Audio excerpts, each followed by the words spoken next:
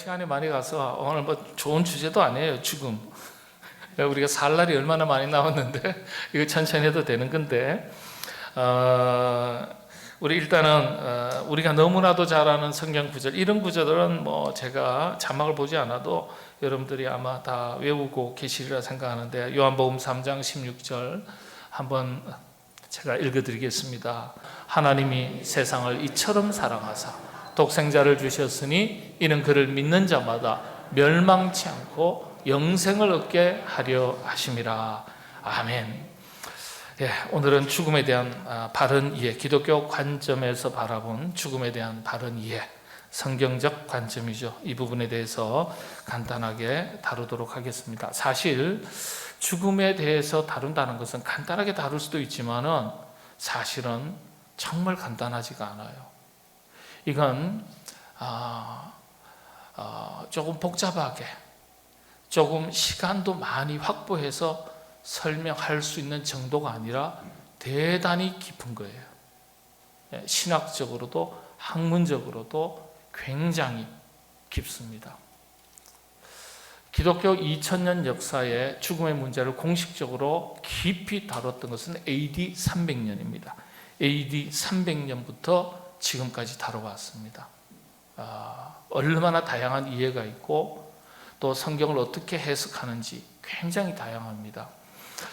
그래서 이 부분은 저도 우리 합동 측의 전통적인 교단의 논문도 뒤져보고 또 자료도, 아티클도 찾아보고 책들도 살펴봤습니다. 그런데 한국교회는 유교 문화이기 때문에 죽음에 대해서 터부시해요. 죽음에 대해서 잘 안 다루려고 해요. 다루는 것을 불편하게 생각해요. 뭔가 죽음 얘기하면 재수없다 생각해요. 예. 그래서 잘 안 다루거든요. 그래서 교회에서 생각보다 안 다뤘어요. 신학교에서조차도 기독교 윤리에서 다루거든요. 이 부분은요. 조직 신학에서 다루고 윤리에서 다루는데 논문이나 책이 다른 여러 가지 주제들보다도 굉장히 작아요. 그런데 다루면 너무 방대한 자료를 다뤄야 되니까, 왜냐하면 기독교 2000년 역사에 적어도 공식적으로 이 죽음에 대해서 다뤘던 총회가 AD 300년입니다. 그때부터 다루는 내용들을 다 살피면서 다양한 이해를 살펴야 되니까 이게 엄두가 안 나는 거예요. 그리고 썩 즐거운 유쾌한 주제가 아니라고 생각을 해서 그런지 다루지 않았습니다. 자, 그런데 이 죽음은 우리와 뗄래야 뗄 수 없는 문제고 주제입니다. 그래서 죽음에 대해서 우리가 기독교 관점에서 성경적 기준에서 바르게 이해한다는 것이 신앙생활에 있어서 대단히 중요합니다. 근데 생각보다 잘 몰라요. 죽음 그러면 죽는 거지 뭐 이렇게 생각해요. 그렇지가 않습니다. 이 문제 하나만 가지고 얼마나 많은 논쟁이 벌어졌는지 모릅니다. 그리고 교단마다, 교파마다, 로만 카톨릭, 성공회, 개혁회 공통적으로 이해하는 부분도 있지만은 조금 다르게 이해하는, 때로는 우리가 수용하기 어려운 그런 관점들도 있습니다. 그래서 짧은 시간 안에 다 다룬다는 것은 사실은 거의 불가능합니다. 이건 주제를 가지고 죽음학이라는 영역이 있어요. 죽음학이라는 영역에서 사실은 한 학기, 두 학기 이렇게까지 다루는 내용입니다. 그러니까 그런 내용들을 압축해서 다룬다는 게 쉽지 않지만 간단하게 한번 살펴보도록 하겠습니다. 죽음에 대한 먼저 정의를 여러분 아시는 게 중요합니다. 이게 참 중요해요. 사전적인 의미는 생물의 생명이 없어지는 현상을 이른다, 일컫는다, 이렇게 정의되어 있습니다. 생명이 없어지는 현상, 생물의 생명이 없어지는 현상. 구약 시대에는 그럼 생명이 어디 있을까요? 여러분 생명이 어디 있을까요?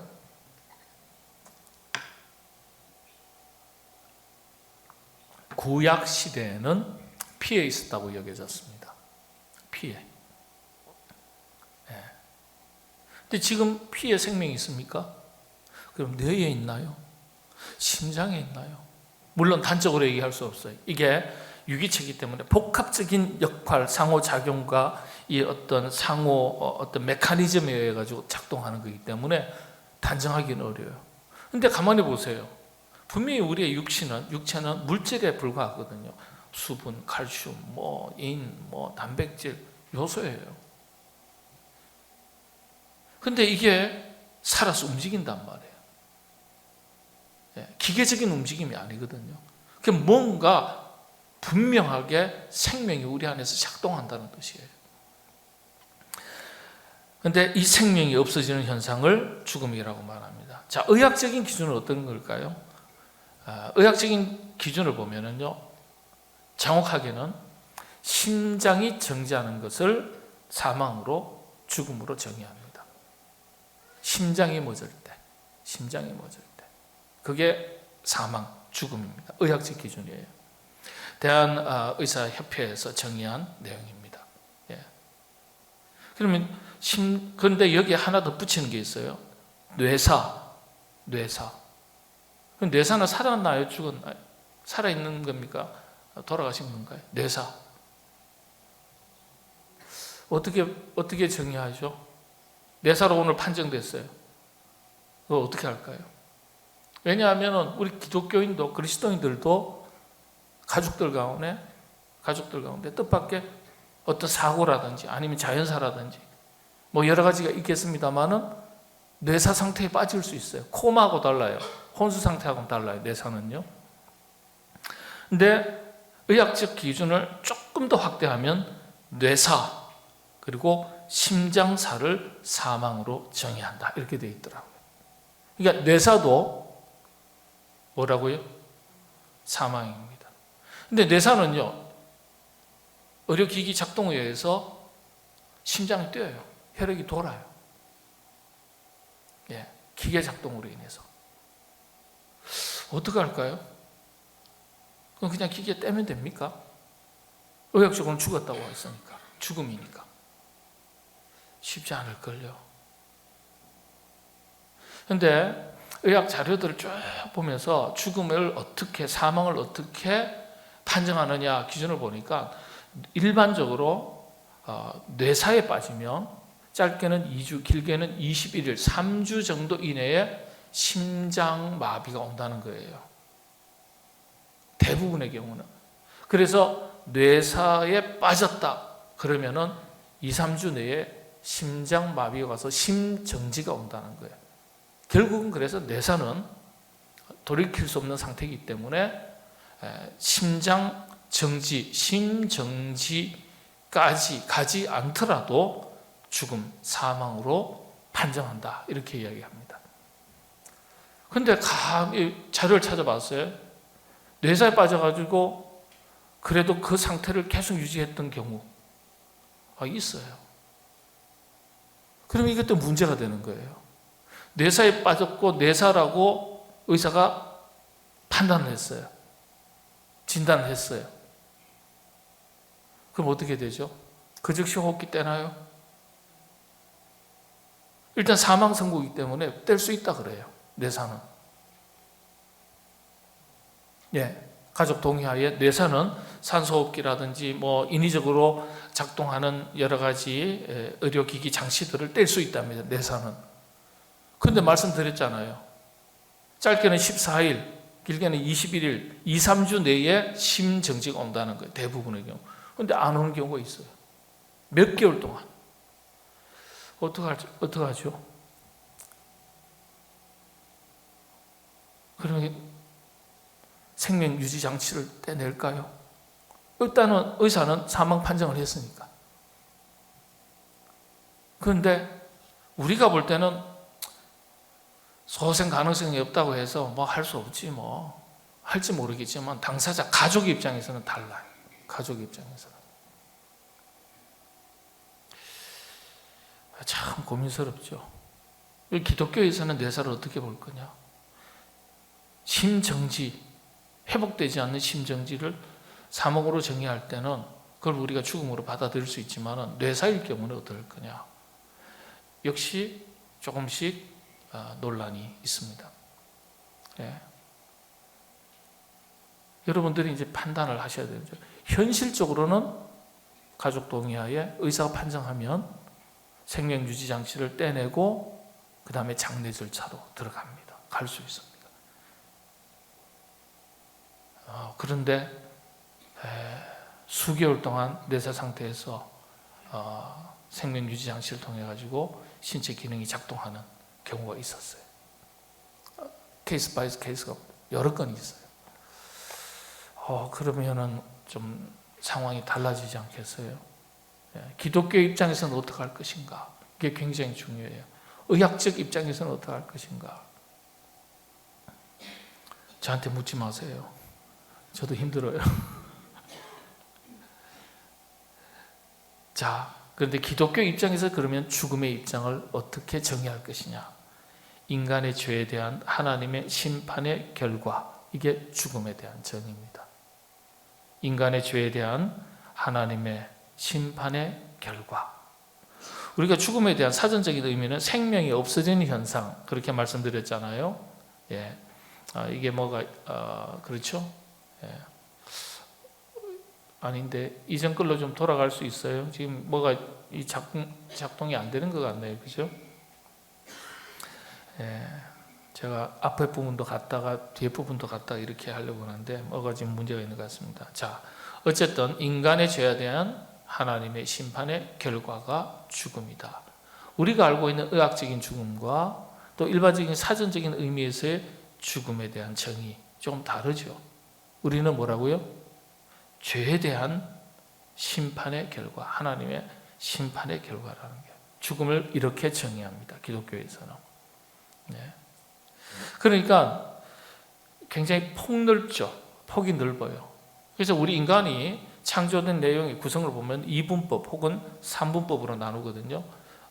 영과 혼과 육, 몸 이렇게 해서 우리 신약 성경에 보면 삼분법이 분명하게 나와 있어요. 영, 혼, 육입니다. 고대에는 이분법으로 했어요. 영혼을 어떻게 분리하느냐. 분리되는 거 보셨나요? 근데 설명하면 이해가 되긴 하거든요. 근데 어쨌든 간에 이분법, 삼분법 이야기하지만 삼분법으로 보고 우리가 그렇게 인간은 영과 혼과 육을 가진 존재로 그렇게 설명을 합니다. 신약 성경을 기준으로 해서. 근데 우리 기독교에서 말할 때도 육체적인 죽음이 포함이 되는 겁니다. 근데 그것만 해당되는 게 아니라는 거예요. 하나님의 심판에 대한 결과니까요. 육체적인 죽음이 따라오는 겁니다. 근데 육체적인 죽음만 있느냐? 육체적인 죽음만 죽음이냐? 그게 아니에요. 근데 한 가지 알아두셔야 될 게 영과 혼과 육일 때 영혼 불멸설. 우리 육체는 흙에서 지음을 받았기 때문에 사망하며 흙으로 돌아가는 거죠. 그 영혼은 죽지 않아요. 영혼은 소멸되지 않는 거예요.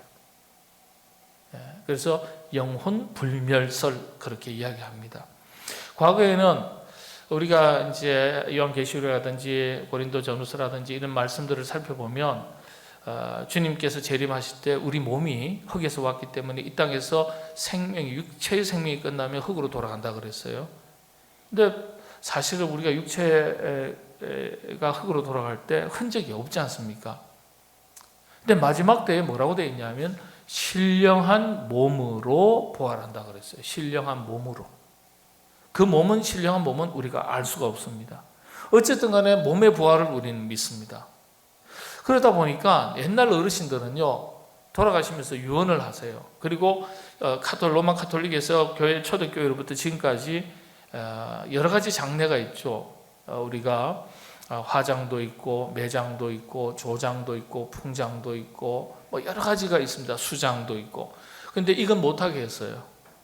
뭘 못하게 했죠? 이 장례는 못하게 했습니다. 화장을 못하게 했어요. 왜냐? 나중에 죄가 되고 나면 다 잿가루가 되면 신령한 몸으로 부활을 해야 되는데 불타 없어버리면 어떻게 신령한 몸은 부활할 게 없잖아요. 사실 그렇지 않은 건데요. 그죠? 그래서 화장을 하지 않았어요. 교회에서는 항상 매장이 기본 원칙이었습니다. 그건 사실은 우리가 하나님의 말씀에 대해서 이해폭이 굉장히 좁았을 때 나온 얘기죠. 저희 돌아가신 할머니께서도 98세 돌아가셨지만은 절대 화장하지 마라 그랬어요. 화장하지 마라. 돌아가실 때 뜨거 하실 것 같았나. 화장하지 마라 그러셨어요. 어쨌든 기독교에서의 죽음이 어떤 죽음이냐, 육체적인 죽음을 넘어서는 게 있어요. 제가 이제 설명을 드리겠습니다. 히브리어에서는 무트, 죽다, 파괴되다 이런 단어를 썼고요. 마베트, 이건 자연적인 죽음을 이야기할 때 마베트라 그랬고, 또 이게 스올이라고도 번역을 했어요. 스올은 지옥을 말하고 음부라고 이야기도 하죠. 근데 죽음, 사망이라는 단어가 다나토스, 드네스코 이런 단어가 있습니다. 이건 이제 헬라 단어인데요. 보면은 다나토스라는 말이 이 드네스코라는 말에서 나오는데, 드네스코라는 말이 우리 기독교인의 입장에서 죽음에 대해서 바르게 이해할 수 있는 기준이 됩니다. 일차적으로 육체적인 죽음이에요. 생명이 소실되는 거죠. 그 다음 또 하나가 더 있습니다. 하나님과의 관계 상실이 죽음입니다. 이 드네스코라는 단어가 두 가지 의미를 가지고 있어요. 육체적인 죽음과 관계 상실을 나타낼 때 사용되는 단어입니다. 그러니까 우리는 육체적인 죽음을 죽음이라고 인지하지 하나님과의 관계 단절을 그게 죽은 상태라고 얘기를 잘 못해요. 그러니까 이런 관점에서 본다 그러면은 우리가 육신의 생명으로서는 살아있지만은 영적으로 완전하게 죽어있는 상태가 있을 수 있습니까? 없습니까? 영적으로 죽어있는 상태 있을 수 있다는 거예요. 왜냐? 성경을 기준으로 했을 때 죽음이란 게 이런 뜻입니다. 하나님과의 관계 단절, 하나님 믿지 않는 사람들, 하나님 모르는 사람들, 영적으로는 완전히 죽어있는 사람들. 그래서 성경적 의미를 정리를 하면 육체적인 생명이 끝난 것이죠. 하나님의 정하신 때가 되어서 마치는 것. 뭐 자연사가 될 수도 있겠죠. 그 다음에 하나님과의 관계 상실, 이게 죽어 있는 것. 그래서 우리가 사람을 만나지만은 육체적으로는 살아 있으나 영적으로는 실상은 죽은 자로다. 우리 그런 말이 있지 않아요? 4대 교회 같은 경우라든지, 그죠? 내가 살아있다고 말하지만 실상은 죽은 자니라. 하나님과의 관계가 완전하게 단절이 되고 구원의 울타리 밖으로 나갔다는, 하나님 모른다는 뜻이죠. 근데 또 성경적인 의미에서 보면은 육신의 생명이 정한 기한이 다 된 것을 의미하기도 하지만은 참 신기해요. 원래의 자리로 돌아가는 것, 원래의 자리로 돌아가는 것, 이걸 죽음이라고 말합니다. 그러니까 이 죽음이라는 것은 끝이 아니에요. 원래의 자리로 돌아가는 과정이라는 뜻입니다. 과정.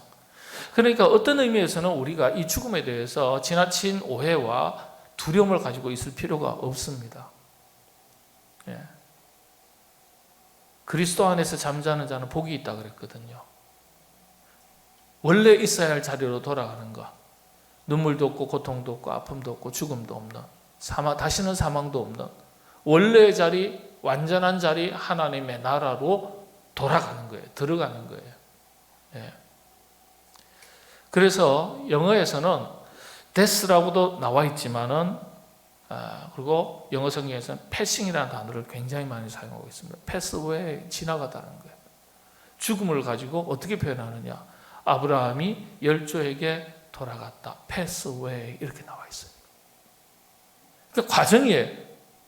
우리의 삶을 살아가면서 아플 때도 있고 건강할 때도 있고 병들 때도 있고 다칠 때도 있고 수많은 과정들이 있지 않습니까? 그런 것처럼 죽음도 하나의 과정이라는 거예요. 지나가는 거라는 거예요. 끝이 아니라는 거예요. 영어 성경이 참 의미가 있어요. passing 이렇게 나와 있어요.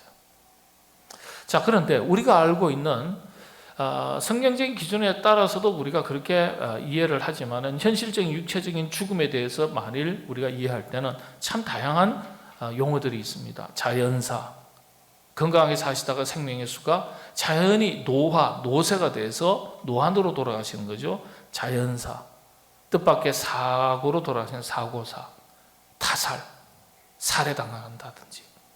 그 다음에 자살, 조금 전에 말씀드린 뇌사. 우리 기독교에서 이제 최근에 가장 핫 이슈가 되고 있는 게 안락사, 그리고 사형. 누군데요? 17명, 20몇 명 죽인 사람들 있잖아요. 어떡할까요? 사형시켜야 돼요? 말아야 돼요? 그냥 감옥에 평생 잡아두고만 있으면 되겠습니까? 그가 저지른 범죄에 살인죄에 중하는, 그래서 사형을 언도받았는데 그의 생명을 법적으로 인적으로 거둬야 되겠습니까? 기독교는 이 사형 제도에 대해서 어떻게 입장을 취해왔을까요?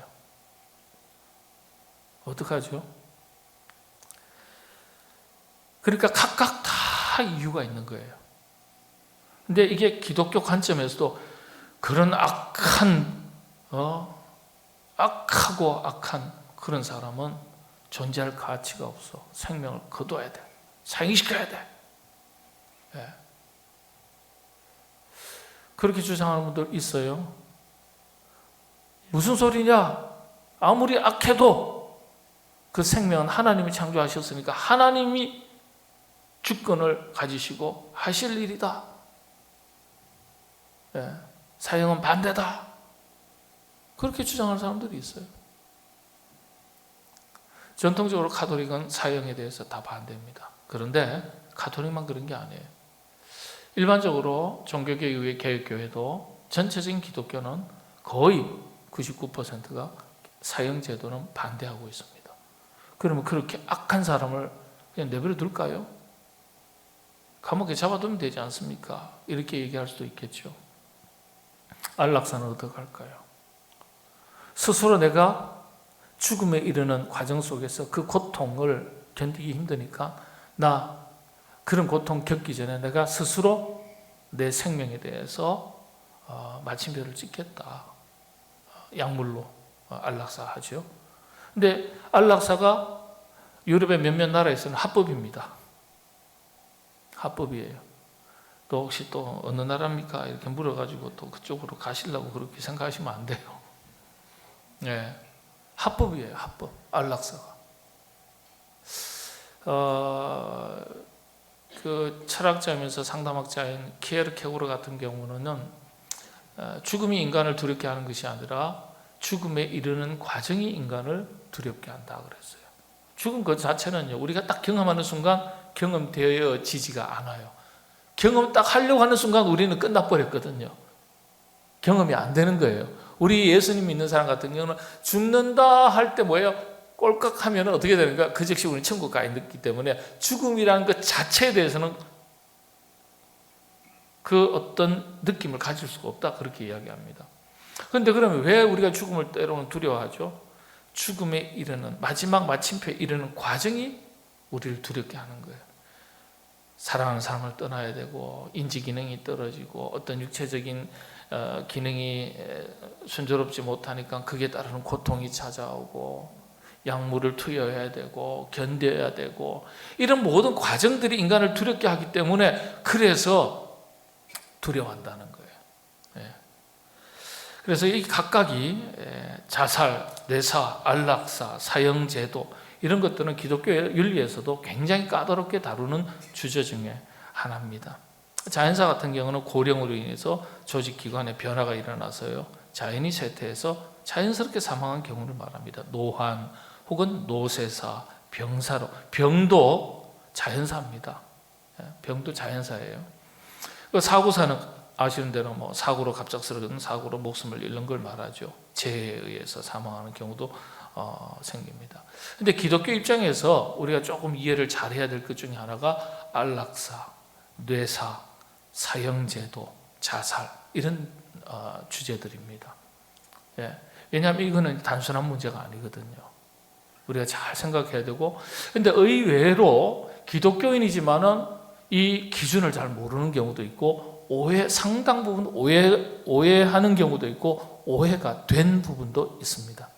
잘못 알고 있는 경우가 생각보다 많다는 거예요. 이런 부분에 있어서 뇌사에 대해서는 모든 뇌 기능이 상실이 되고 어떤 치료 노력을 하더라도 그 상태가 회복되지 않는, 돌이킬 수 없는 상태를 뇌사라고 그래요. 그러니까 의사가 판단할 때 도저히 회복될 수 없다. 예. 그럴 때 뇌사 판정을 내린다는 거예요. 의사의 뇌사 판정은 사망 선고나 다름없는 거예요. 그때는 생명호흡 장치 다 떼는 겁니다. 장기 이식할 수 있어요. 다 할 수 있어요. 그래서 전체 뇌의 모든 기능이 불가역적으로 돌이킬 수 없다는 거예요. 상실된 상태라고 정의합니다. 사전적인 의미는 그렇습니다. 자, 아무튼 이런 논란이 있는데 여러분들 말씀드린 대로 뇌사 심정지로 연결되는데 2, 3주가 지났는데도 불구하고 1개월, 2개월, 3개월 가는데도 불구하고 그 상태가 유지가 된단 말이에요. 어떻게 할까? 빼자고 할까? 실제 이 일을 겪는 가족의 입장에서는 받아들이기 어려워하는 가족들이 실제 있습니다. 근데 의학적으로는 회복은 불가능하다 그렇게 이야기합니다. 자, 그 다음에 이 자살에 대한 부분인데요. 자살이 굉장히 보통 어려운 게 아니에요. 사실은요. 저도 이 부분에 대해서 가지고 있는 책이 몇 권이 있는데 정말 책 구하기 어려워요. 정말 설득력 있게 성경적 근거, 신학적 근거, 교회사의 근거를 두고 타당한 내용들을 잘 정리한 책은 정말 손에 꼽아요. 없어요. 예, 교수들의 논문 몇 편 정도밖에 없습니다. 예. 자살, 죄의 여부, 죄인가 아닌가? 죄입니까 아닙니까? 자살 죄인 것 같기도 하고 아닌 것 같기도 하고, 이따가 정리해 드리겠습니다. 죄가 아니라는 관점도 있어요. 몇몇 사람의 이야기가 아닙니다. 몇몇 사람의 이야기가 아니에요. 자살은 죄가 아니라는 관점 놀라지 마십시오. 종교개혁자 마틴 루터의 이야기입니다. 마틴 루터. 자살은 마귀의 힘에 의해서 지배당한 결과라고 해석을 했어요. 그러니까 자살이 아니다. 우울증 환자의 그 극도의 불안, 공황장애, 돌발 행동, 인지로 자기 행동을 통제하지 못합니다. 공황이 심하면 돌발 행동을 하거든요. 이런 경우도 자살이냐? 예. 그래서 자살이 죄가 아닌 이유가 자살을 한 자가 자살을 한 사람을 피해자로 보는 경우를 말합니다. 죄가 아니라는 관점, 교회사에서도 아주 설득력 있게 내려오고 있습니다. 우울증의 원인이지, 우울증 환자가 자살을 한 경우에도 우울증이 원인이지 그 사람 자체가 건강했다면 자살하지 않는다는 거예요. 예. 그 다음에 자살은 죄가 아니라는 점, 몇 가지 한번 보겠습니다. 자신에게 책임이 없다고 보는 점 방금 말씀드린 거고요. 그 다음에 자살은 죄라는, 성경이 침묵하고 있다는 점을 이야기하는데 성경에 보면 제6계명에 보면 살인하지 말라 그러는데, 살인은 이게 자살이라는 건 자기 몸에 자기가 살인하는 거잖아요. 그렇게 죄인데요. 이렇게 해석하는 경우도 있고, 성경이 침묵하기 때문이다. 근데 이게 뭐냐 하면, 여러분 성경에 보면 성경에 나온 자살한 사람들이 있는데, 아비멜렉, 삼손, 사울왕, 아이도벨. 근데 이 자살한 사람들에게 불명예를 주지 않았다는 점을 지적하고 있습니다. 오히려 삼손과 아이도벨은요, 가족묘지의 장사가 되었고 또 사울의 행동에 전혀 문제가 없었음을 지적을 하고 있습니다. 10계명의 제6계명과는 사실 상관이 없다고 주장도 합니다. 여기 보면 참 우리가 볼 때는 자살한 사람이 그러면 죄가 아니네 이렇게 생각할 수도 있겠죠. 또 세 번째는 초대교회들이 침묵한다. 이게 자살은 죄가 아니라는 관점이에요. 근거가.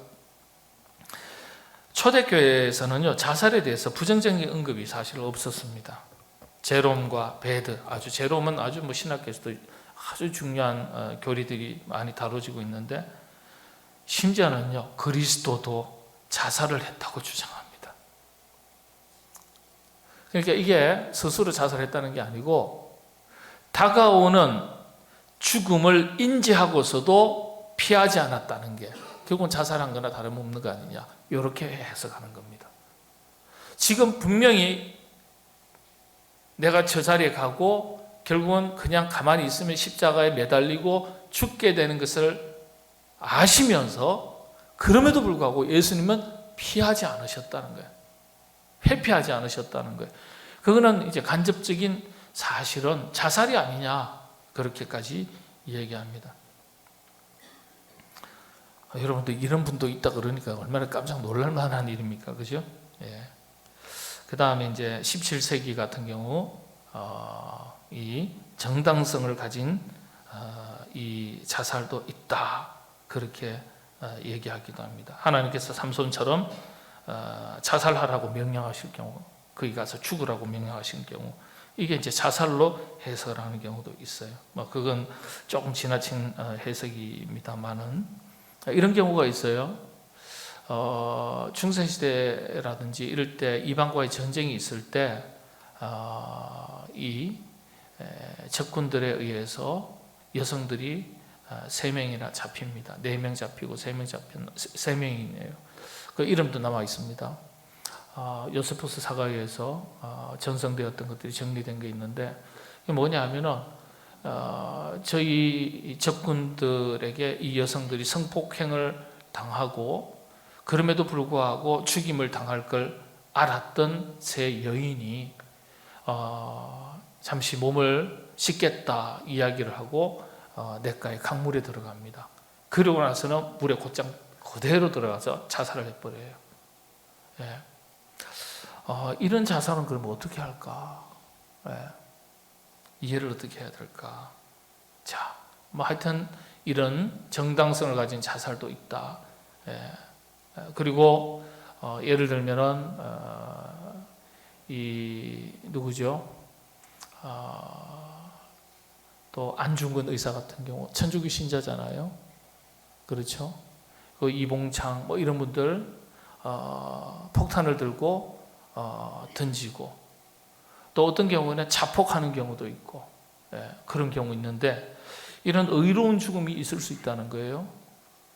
이런 경우에는 그걸 순교로 단정할 것이냐, 아니면 스스로 선택한 자살로 규정할 것이냐, 이런 내용도 있어요. 자, 그러나 전체적인 결론의 내용은 나중에 말씀을 드리겠습니다. 그 다음에 죄라는 관점이 있습니다. 성경의 침묵이 인정하는 것은 아니다. 성경의 침묵이 인정하는 것은 아니다. 예. 여러분 잘 아시는 디트리히 본 회퍼도 자살은 자명하게 분명한 죄고 가혹한 행위다, 그렇게 이야기를 합니다. 그리고 10계명에서 6계명은 살인은 죄라고 분명히 얘기했기 때문에 이 자살은 죄다. 어거스틴 같은 경우, 특히 우리 기독교에서 자살이 굉장한 용서받지 못할 죄로 그렇게 강조되었던 그 시기가 있었는데, 그게 어거스틴 때입니다. 그래서 그 이후로 가톨릭에서 많은 주장을 했었어요. 근데 어거스틴은요, 10계명에서 자살을 반대한다. 10계명은 자살에 대해서 허락하지 않는다. 그렇게 이야기를 했습니다. 그래서 어떤 시련 역경이 와도 하나님을 믿고 믿음의 삶을 영위해 나가야 된다, 이렇게 주장을 했어요. 근데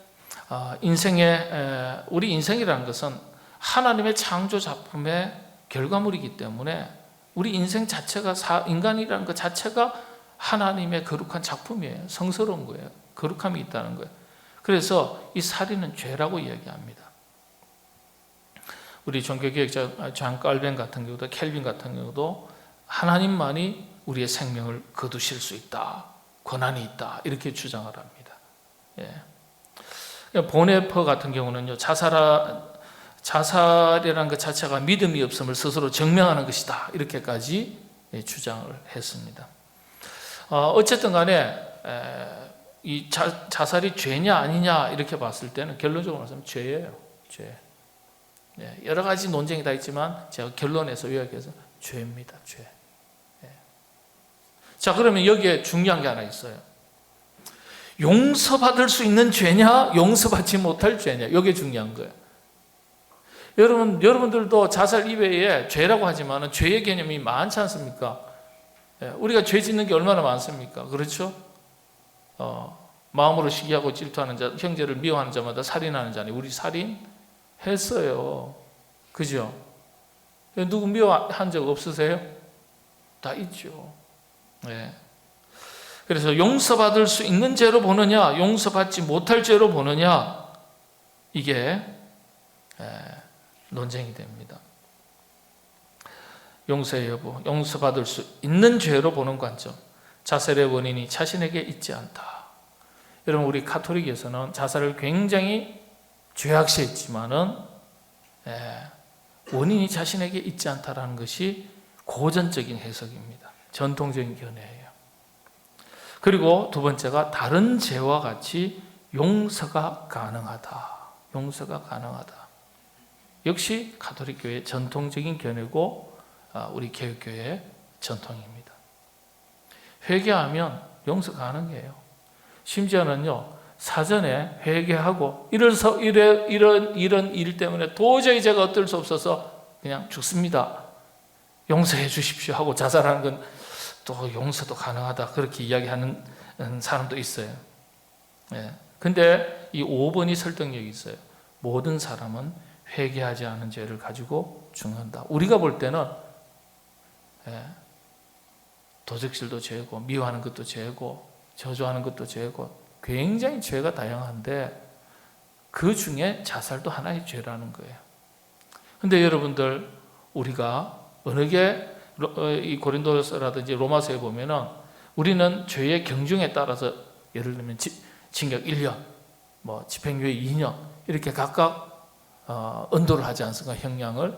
근데 성경에 수근수근 되는 자, 누구를 미워하는 자, 쭉 해놓고 마지막에는 이 모든 것은 사형에 해당하느니라, 이렇게 돼 있어요.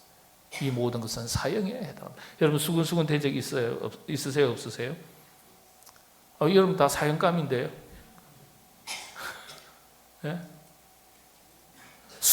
제가 가볍게 이야기하는 거, 수근수근 되는 것도 이 모든 것은 사형에 해당하니라, 이렇게 나와 있어요. 근데 우리 인간적인 윤리 도덕적 기준에서 어떤 죄는 더 무겁고 어떤 죄는 가볍지는, 하나님의 입장에서 볼 때는 다 똑같이 죄인이에요. 다 똑같이. 근데 우리가 하나님 앞에 갈 때 여러분들, 여러분의 크고 작은, 왜냐하면 죄라는 것은 자기가 인지할 수 있는 죄도 있지만은 부지불식간 죄인 줄도 모르고 행하는 죄가 있어요. 그런 죄를 여러분 다 회개하고 가시나요? 아니죠. 그래서 모든 사람은 회개하지 않은 죄를 가지고 생을 마친다는 거예요.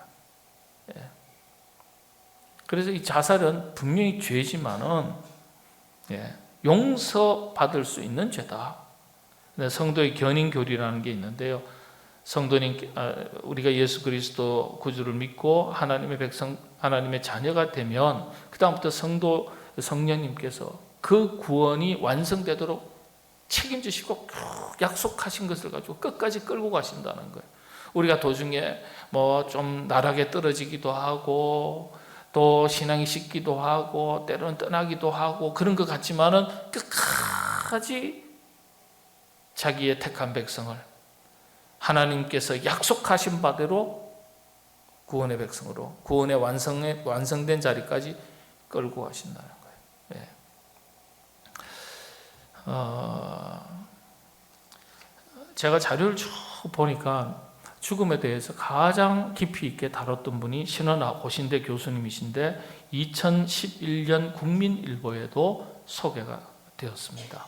2011년도에 자살은 용서받을 수 있는 죄로 보는 관점이고, 기독교의 뭐라 그럴까요? 전체적인 내용을 아주 잘 정리하신 분이셨어요. 이만큼 우리 교단에서도 정리한 분이 교수님 아직 안 계신 것 같아요. 글을 쭉 논문을 다 찾아봤는데, 자, 용서받을 수 없는 죄로 보는 관점이 있습니다. 용서받을 수 없다. 한 가지입니다. 성령 회방죄로. 이건 용서받을 수 없다. 이렇게 얘기합니다. 그런데 우리 교회의 모든 교단, 교파 중에서 유일하게 감리교에서만 이걸 얘기합니다. 웨슬리안 감리교, 굉장히 도덕적, 윤리적 의무를, 책임을 강조하는 교단이죠. 한 번 얻은 구원도 상실될 수 있다. 이렇게 얘기합니다. 성령을 회방했다. 이제 이게 정확하게 정의가 좀 어렵습니다. 여기서 설명할 거는 못 되고요. 그래서 용서받을 수 있는 죄로 규정하는 것이 카톨릭과 개혁교회의 주류 전통이고 해석입니다. 요약을 정리하면, 제가 자살은 이제 시간이 많이 갔으니까 제가 설명을 드립니다. 자살은 죄입니까 아닙니까? 분명하게 죄입니다. 분명하게 죄예요. 자, 그럼에도 불구하고 예수 그리스도를 구주로 믿는 거죠. 하나님의 은혜로 말미암아 믿음으로써 의에 이른다.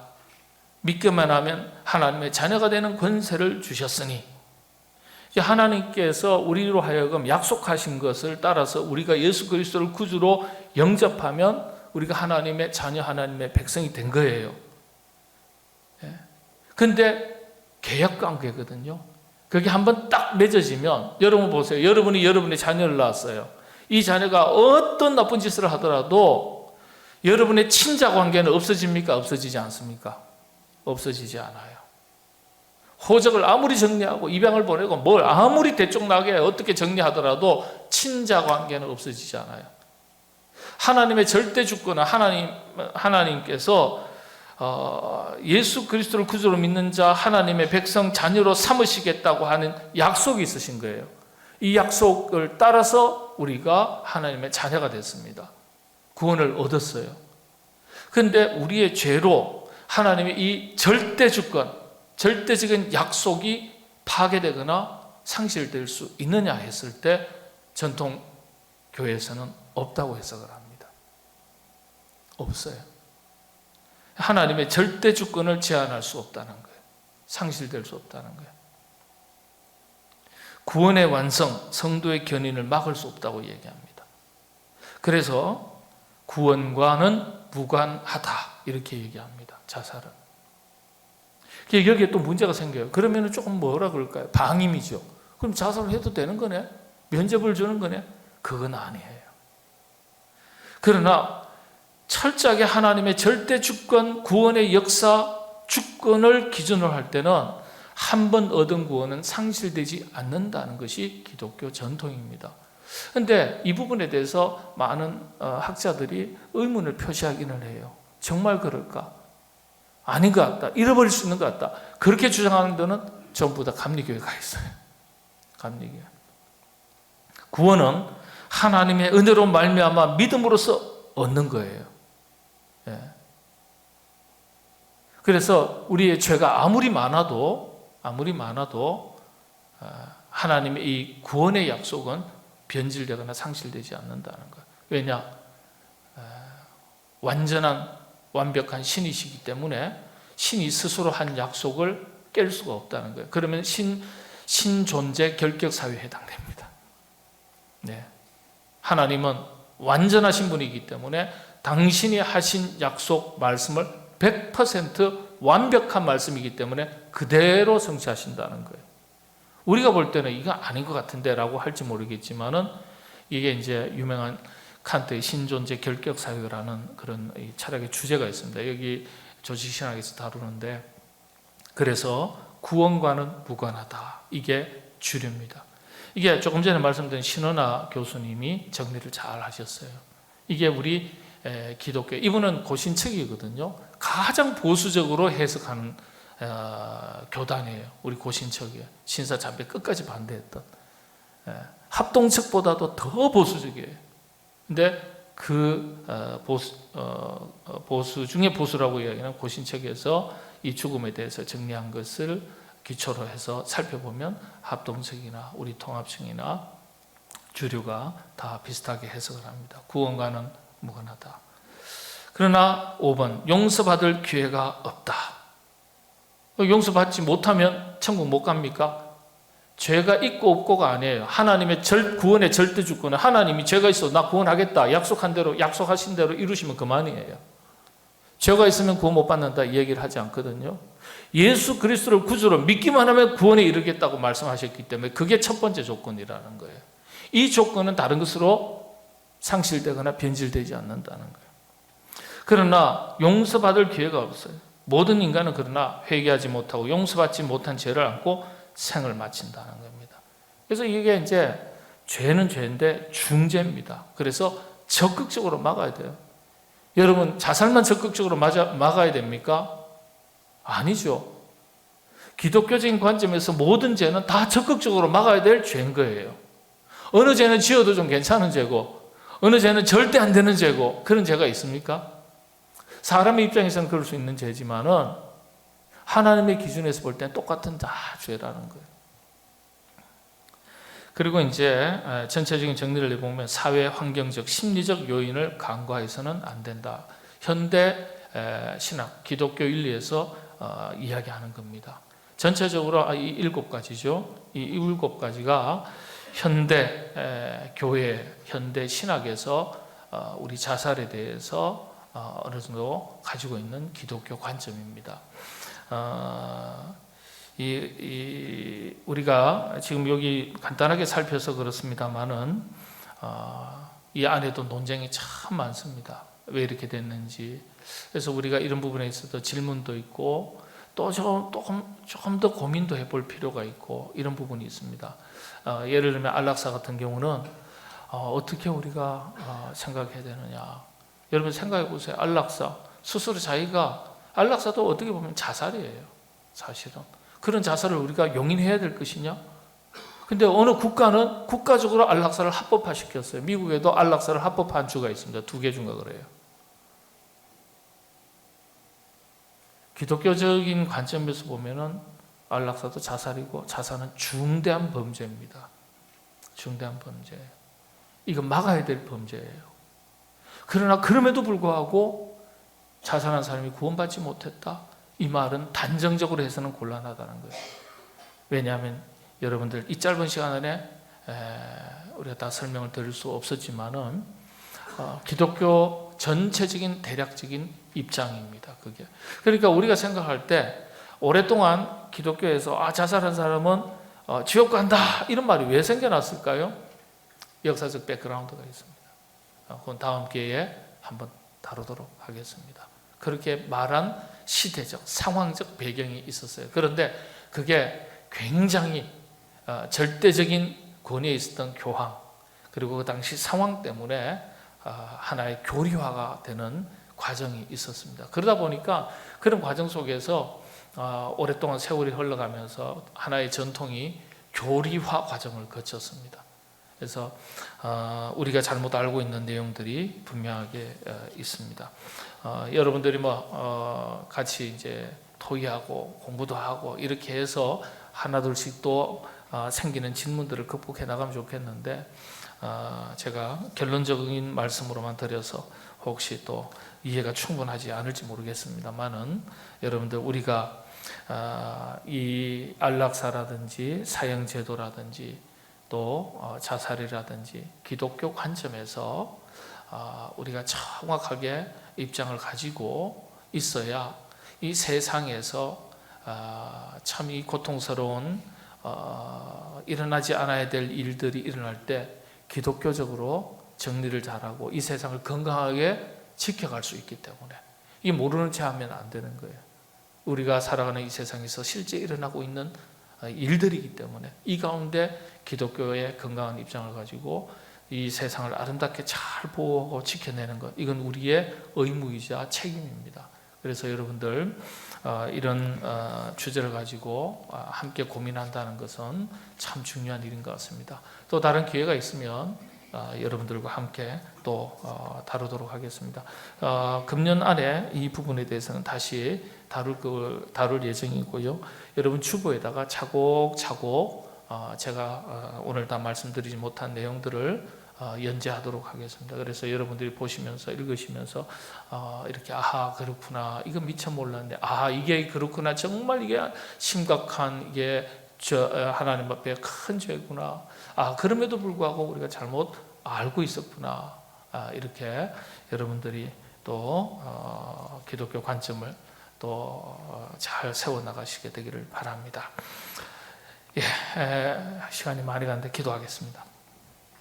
하나님, 우리가 살아가는 이 세상 불완전한 세상입니다. 우리가 알 수도 없고 이해하기도 어려운, 우리 힘으로 어찌할 수 없는 수많은 안타까운 일들이 너무나도 많은 세상입니다.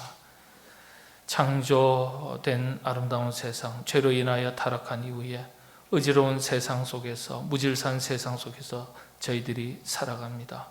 그러나 저희들에게 무질서한 세상 속에서도 질서 있게 아름다운 세상을 만들어가기 위한 하나님의 기준으로서 말씀을 주셨으니 이 말씀을 저희가 잘 바르게 받고 이해하여 이 하나님의 말씀을 기준으로 이 세상, 어지러운 세상이지만은 질서를 잡아가며 건강하고 아름다운 세상으로 힘써 지켜낼 수 있도록 인도하여 주시옵소서. 아버지 하나님, 우리는 연약하고 부족합니다. 성령님께서 우리에게 지혜를 더하여 주셔서 하나님의 말씀의 세계를 바르게 깨닫고 깨닫는 바를 가지고 건강한 신앙생활을 하게 하시고 세상을 또한 아름다운 세상, 건강한 세상으로 잘 만들어가는 일에 우리 모두가 쓰임받도록 인도하여 주시옵소서. 예수님의 이름으로 기도하옵나이다.